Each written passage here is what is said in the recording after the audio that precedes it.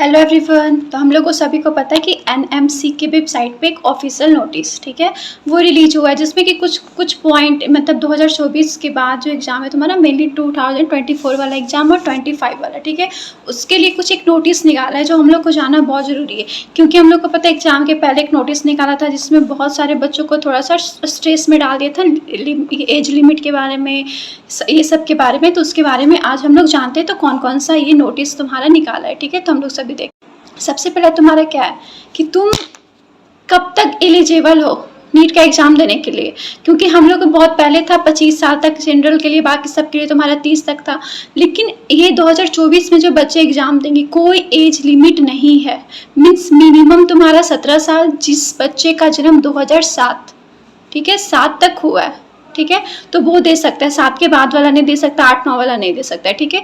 जिस बच्चे का कितना है, हाँ शायद 31 जनवरी 2024 तक उसका अगर 17 साल हो जा रहा है उसके पहले, तो वो नीट में बैठ सकता है, ठीक है।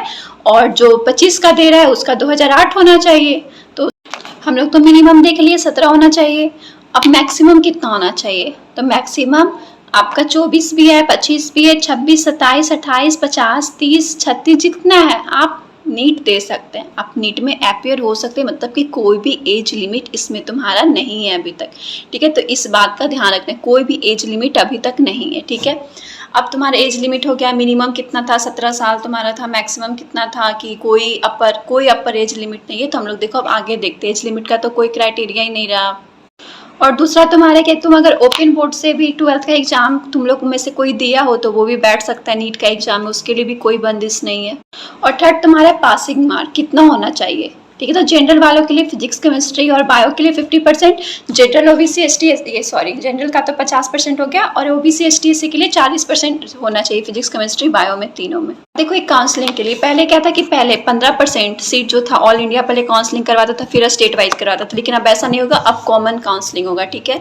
और चौथा सबसे इंपॉर्टेंट बात कि कोई बच्चे का अगर 600 एक का आया, दूसरे का भी 600 आया, तो हम लोग क्या देखते थे, पहले उसका बायो का मार्क्स देखते थे, फिर उसको रैंक आगे पीछे करते थे। लेकिन अब ऐसा नहीं है, अब रिवर्स कर दिया है, पहले फिजिक्स का देखेगा, फिजिक्स में अगर इक्वल है तो केमिस्ट्री का दिखेगा, फिर केमिस्ट्री में इक्वल है तो बायो का दिखेगा।